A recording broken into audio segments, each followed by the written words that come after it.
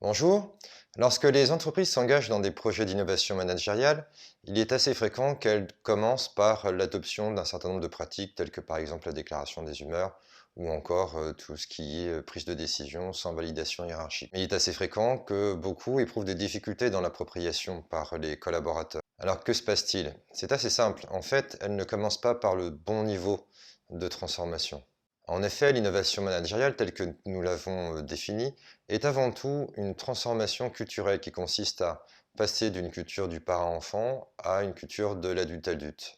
Or, si vous voulez que les collaborateurs et les managers s'approprient des nouvelles pratiques basées sur la culture de la co-responsabilité, il faut dans un premier temps agir au niveau identitaire et non pas au niveau de la pratique. Et l'outil de l'évolution de la culture d'entreprise, donc de l'identité, est la valeur. Alors, beaucoup diront que la notion de valeur n'est pas nouvelle, qu'elle date des années 80, et ils auront bien raison. Il m'arrive régulièrement de demander aux collaborateurs, aux managers, aux dirigeants de me citer les valeurs de leur entreprise, et il est relativement fréquent que beaucoup de personnes les ignorent. Et quand elles les connaissent, je leur demande de me préciser comment elles les font vivre, comment elles les incarnent, comment elles y font référence, et là, généralement, j'ai très peu de réponses. Alors, pourquoi avoir des valeurs si nous n'en faisons rien? Ça n'a aucun intérêt. À quoi servent les valeurs? Avant de répondre à cette question, voyons déjà comment s'y prennent les dirigeants qui souhaitent opérer une transformation ou un changement au sein de leur entreprise. Ils font exactement comme on leur a appris. Ils se réunissent à huis clos, ils définissent une stratégie, ils mettent en forme cette stratégie qu'ils communiquent à l'ensemble de leurs collaborateurs, convaincus que tout le monde va y adhérer sans réserve. Mais si cette stratégie sous-tend un nouvel état d'esprit, de nouvelles postures, de nouvelles attitudes, de nouvelles habitudes, il est très fréquent que les collaborateurs ne se les approprient pas, d'autant plus qu'il est extrêmement rare qu'elles soient déclinées au niveau opérationnel, mais ça c'est un autre sujet. Les dirigeants s'étonnent alors du manque d'implication, du manque d'engagement, du manque d'appropriation de la stratégie et partent du principe que leurs collaborateurs résistent au changement. Mais ce n'est pas aussi simple. En fait, s'il y a une difficulté d'appropriation d'une stratégie ou d'une nouvelle organisation, c'est tout simplement parce qu'il y a une confusion entre la notion de faire ensemble et la notion d'être ensemble.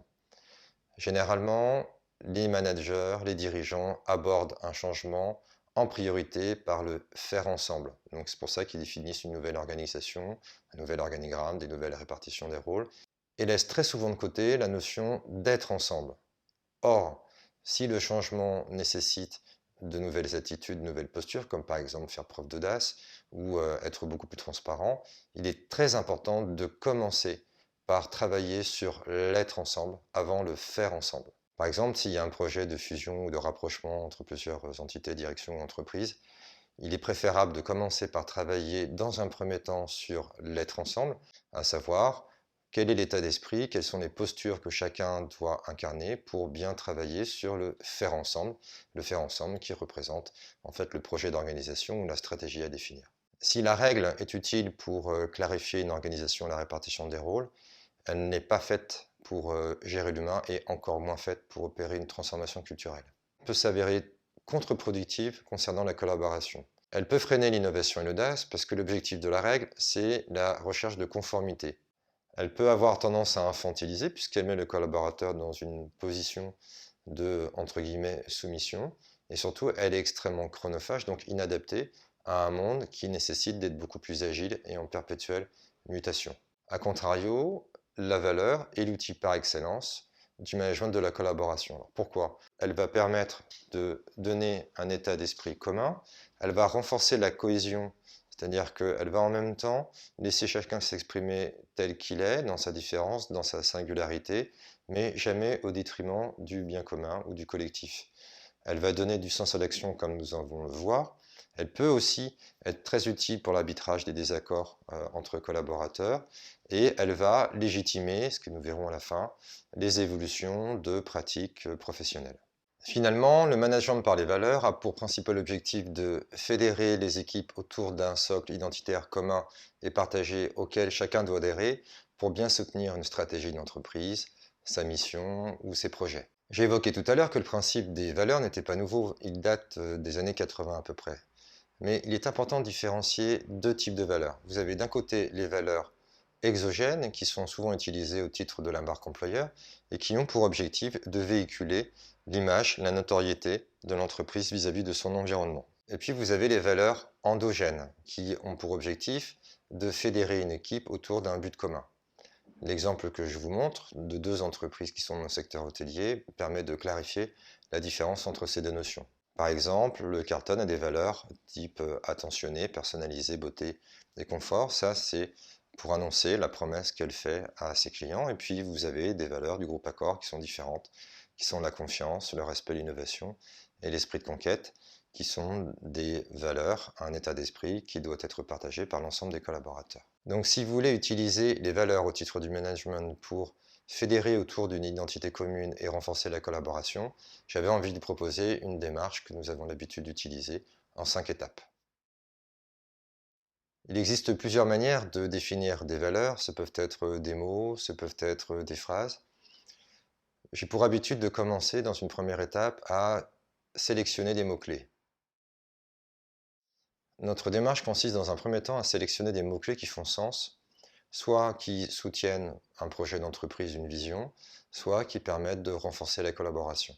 La première étape consiste à présélectionner un certain nombre de mots-clés qui seront par la suite soumis au vote. Pour qu'une valeur ait du sens et soit vraiment utile au titre du management, elle doit répondre à 4 critères, que nous avons appelés les 4A. Premièrement, l'alignement. La valeur, le mot que vous allez choisir, sélectionner, doit être en cohérence et en soutien de la stratégie ou du projet d'entreprise. Deuxièmement, l'adéquation.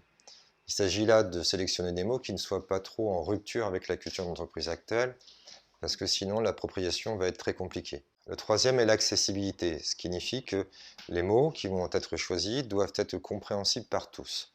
Et enfin le dernier, le quatrième, c'est l'application.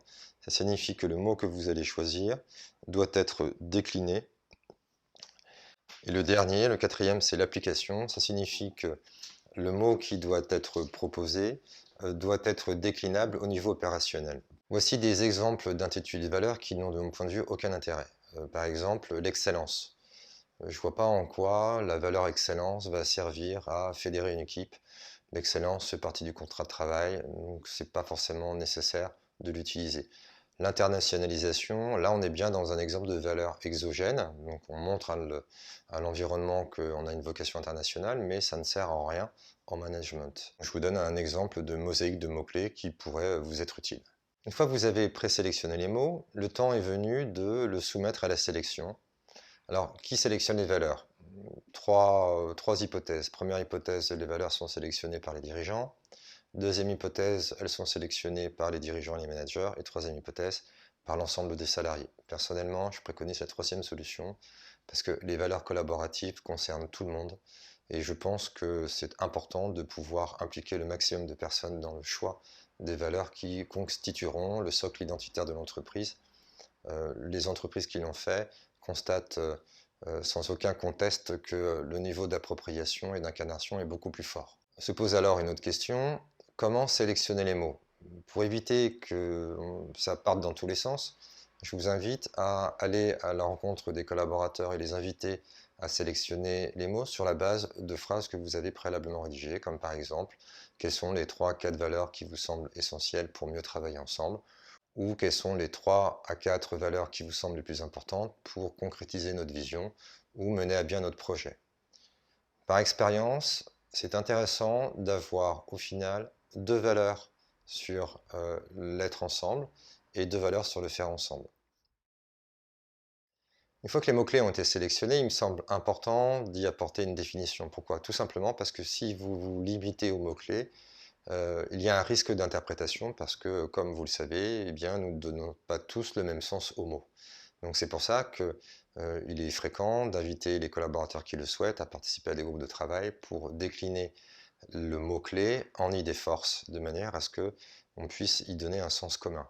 Alors, une idée force a 4 caractéristiques.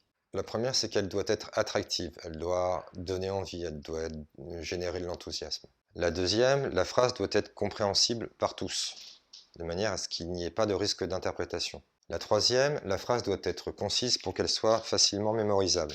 Enfin, l'idée force doit répondre à un dernier critère qui est le côté concret. Pourquoi? Parce que les valeurs, pour être utilisées, doivent pouvoir être objectivées et doivent pouvoir être déployées au niveau opérationnel. Il est assez fréquent que les entreprises s'arrêtent à cette étape et déploient les valeurs au niveau de l'entreprise. C'est de mon point de vue une erreur. Pourquoi? Parce que avant de déployer au niveau de toute l'entreprise, elle doit s'assurer de 3 choses. La première, le niveau d'adhésion de chacun des collaborateurs à chacune des valeurs. La deuxième, elle doit vérifier si les salariés y croient. On peut très bien imaginer que dans une entreprise avec une culture très bureaucratique, certains collaborateurs aient du mal à croire à une valeur qui pourrait être l'audace, par exemple. Et le troisième, et c'est la plus importante, c'est le niveau de facilité, d'appropriation et d'incarnation par chaque collaborateur pour chacune de ces valeurs. C'est pour ça qu'il y a, de mon point de vue, une troisième étape que je propose, qui est un sondage que l'on adresse aux collaborateurs pour leur demander de répondre à ces 3 questions. Il est fréquent que les résultats de ces sondages mettent en avant 3 points essentiels. Le premier, un niveau d'adhésion des valeurs qui est dans l'ensemble très fort, très élevé. En général, je dirais 90 à 95%. Le deuxième, les scores commencent à baisser concernant les croyances, tout simplement parce que, eh bien, si l'entreprise a une histoire, une ancienneté, il est totalement légitime qu'il y ait des collaborateurs qui ne croient pas possible de se faire confiance ou de faire preuve d'audace, comme je l'ai évoqué. Et le troisième, et c'est plus important, des scores relativement bas, je dirais entre 40 et 50%, concernant la facilité d'appropriation. Ce qui démontre qu'il ne suffit pas de déployer des valeurs pour que les gens se les approprient et les incarnent au quotidien. Ce qui nous amène à une quatrième étape qui a pour objectif de définir les conditions qui vont faciliter l'appropriation. J'ai pour habitude d'utiliser le pré-mortem parce que je le trouve relativement pertinent. Donc, le pré-mortem consiste à aller voir les collaborateurs et leur poser 2 questions. La première, en l'occurrence, nous avons déployé les valeurs au mois de septembre 2020. Nous sommes au mois de janvier 2021. C'est un vrai échec, personne ne se les a appropriés. Expliquez-moi pourquoi. Ça permet de révéler les freins. C'est un exercice qui est très intéressant, notamment lorsque vous avez des personnes qui sont sceptiques et qui sont plutôt critiques. Ensuite, les personnes sont invitées, pour chacun des freins évoqués, à répondre à une seconde question qui est, puisque nous savons ce qui n'a pas marché, qu'aurions-nous faire que nous n'avons pas fait? C'est ce qui permet à l'entreprise d'identifier des actions qui vont faciliter l'appropriation des valeurs. Comme je l'évoquais au début de vidéo, beaucoup d'entreprises ont des valeurs, mais rares sont celles qui les font vivre. C'est pour ça qu'il est important de terminer cette démarche par une 5e étape, qui consiste à identifier les modalités d'appropriation et d'incarnation des valeurs. Je vous citerai 3 exemples. À titre individuel, chez Airbnb, 2 fois par an, les collaborateurs doivent argumenter, expliquer en quoi et comment ils ont incarné les valeurs, et ça conditionne une partie des mesures promotionnelles. Dans d'autres entreprises, comme RTE ou Safran par exemple, les salariés peuvent liker, donc reconnaître, valoriser le niveau d'incarnation des valeurs de la personne de leur choix. C'est peut-être un collègue, un manager, un dirigeant, au regard de l'expérience qu'ils ont vécue. Enfin, chez Tornos, au niveau collectif, les équipes se réunissent périodiquement afin de faire la météo des valeurs. C'est-à-dire que c'est relativement simple. C'est une réunion où chacun se positionne pour chacune des valeurs sur le niveau d'incarnation qu'il estime, par une symbolique météo, donc ça va de nuages à soleil.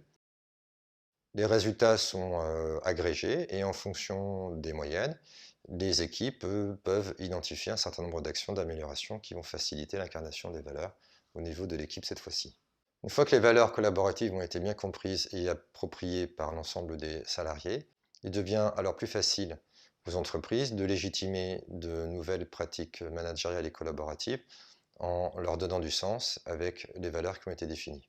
Par exemple, chez Blablacar, la valeur Fail, Learn et Succeed permet d'autoriser les collaborateurs à évoquer librement les échecs pour que tout le monde puisse en tirer les enseignements. Autre exemple, chez Konica Minolta France, les salariés qui le souhaitent peuvent librement prendre des initiatives sans avoir à obtenir la validation de la hiérarchie à partir du moment où l'initiative est bien en conformité avec les valeurs de l'entreprise. Enfin, je vous ai présenté tout à l'heure la différence entre des valeurs endogènes et exogènes, en arguant du fait qu'elles avaient des finalités différentes. Mais il y a une entreprise qui s'appelle Alter Immobilier qui a conjugué les deux. Je vous montre l'exemple, ce sera beaucoup plus simple. Elle a défini 4 valeurs qui sont la bienveillance, la transparence, l'engagement et la diversité. Et le tour de force qu'elle a réussi de mon point de vue, c'est de parvenir à définir comment elle les incarnait au niveau de l'entreprise, là c'est la dimension sociale, vis-à-vis de ses clients, ça c'est la dimension économique, et vis-à-vis de son environnement. Donc on voit bien qu'il est totalement possible de créer de la cohérence entre des valeurs endogènes et exogènes. Voilà, j'avais envie de partager avec vous ce que nous entendons par le management par les valeurs. J'espère que ça vous a été utile et que ça pourra vous servir. Et je vous dis à bientôt!